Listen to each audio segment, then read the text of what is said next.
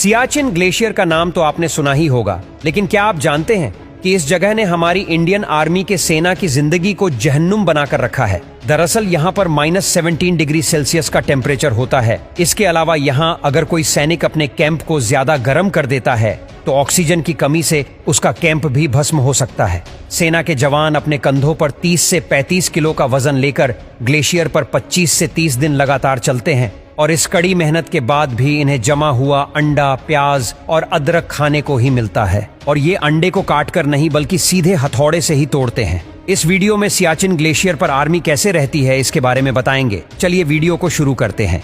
Siachen glacier में जवानों को ताजा पकाया हुआ खाना बहुत कम ही नसीब होता है और शरीर को गर्म रखने के लिए सेना के जवानों को हर रोज चॉकलेट, गुड़ और चिक्की जैसी चीजें रोजाना दी जाती है। वहाँ पर खाने के लिए सेना को पैक्ड फूड ही मिलता है जिसे गर्म पानी में डालकर ही पकाया जा सके। वहाँ के जवान बर्फ को पिघलाकर ही पानी बनाते हैं। इसके अलावा रहा सवाल इंडियन आर्मी की ट्रेनिंग का, यहाँ पर पोस्टिंग से पहले जवानों को 5 हफ्तों की स्पेशल ट्रेनिंग दी जाती है।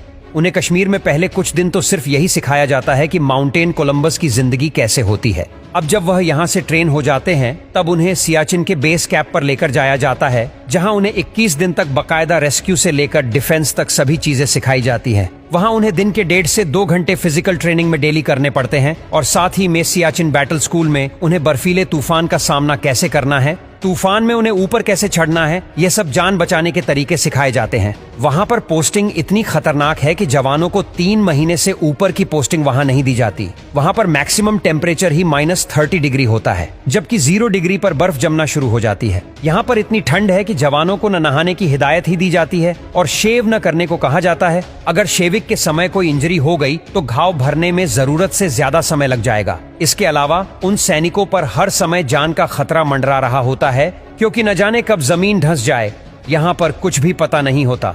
वहाँ पर सभी सैनिक खुद को रस्सी से बांध कर जाते हैं ताकि वह एक दूसरे की मदद कर सके। जवानों की प्रॉब्लम यही खत्म नहीं होती। दरअसल सियाचिन में 160 किलोमीटर पर आवर की हवा किसी भी हेलीकॉप्टर को दुर्घटनाग्रस्त कर सकती है और इसीलिए वहाँ पर खास हेलीकॉप्टर चीता उड़ाया जाता है, जिससे कि वह सिर्फ 20 सेकंड के लिए सियाचिन के टॉप पर बनाए गए हेलीपैड पर रहता है और सेना को महीने भर का खाना देकर चला जाता है। सियाचिन ग्लेशियर में ऐसा क्या हुआ था जिस वजह से हमारी इंडियन आर्मी को दिन रात यहाँ पर रहना पड़ता है? दरअसल सबसे पहले इस जगह पर पाकिस्तान की नजर पड़ी। पाकिस्तान को पता चल गया था कि वह इस जगह से इंडिया की हर हरकत पर नजर रख सकता है।